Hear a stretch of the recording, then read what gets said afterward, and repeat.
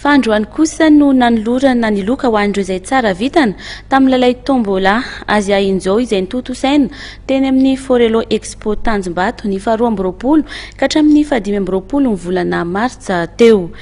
Nandritra ny fanatanterahana ity hetsika Azia Injo izay nokarakarain'ny agence Premier Ligne ity moa no natanterahana izany tombola Azia Injo taona 2024 izay.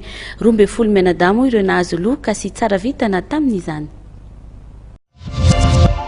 Maro ireo mpandray anjara tamin'ny lalao tombola Azia Injo izay natao tetsy amin'ny Forelo Expo Tanjombato ny 12 ka hatramin'ny 15 Martsa farany teo, saingy 12 menada ihany kosa no tsara vitana. Voasarika anarana ka nahazo loka.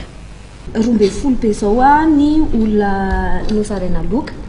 Zany hoe intelo isan'andro zany nisy tirage au sort foana natao dia olona 12 zany mahazo dia ao anatin'ireo koa zany tsy zavatra anankiray fotsiny azon'ilay olona fa misy zavatra maromaro ao anatin'ilay izy dia izy moa zany nandrisana anjara tamin'izy iny tena maimaim-poana ihany koa mitondra n'ilay invitation sy roazary fotsiny ilay olona dia fenona dia arotsaka rehefa tonga any amin'ilay salon dia manao tirage au sort zay ny hariva. Androany teo amin'ny Foiben'ny Matevy Akorondrano no nanolorana ny loka.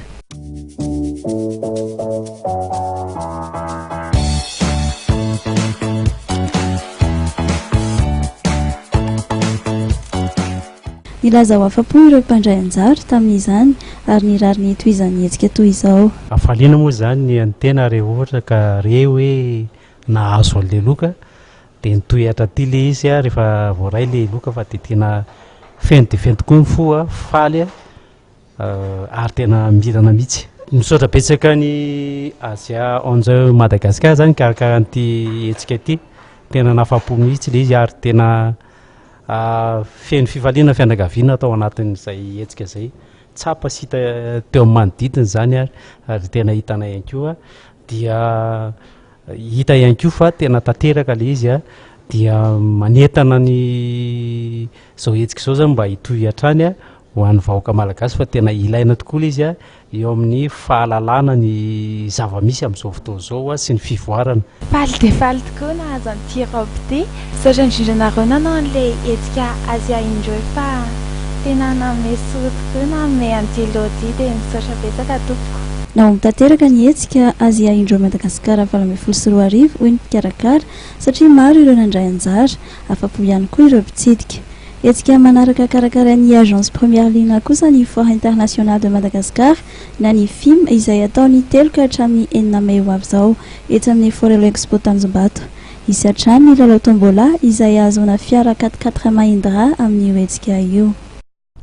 Dia iny ny fanadihadiny indray tompoko lahy sy tompoko vavy no nentina nanakatona ny fotoanan'ny fampahalalam-baovao tamin'ity alina ity. Ankasitrahana feno ianao nanaraka izany hatramin'ny farany ary manome fotoananao ho amin'ny manaraka indray. Veloma tompoko lahy mankasitraka tompoko vavy.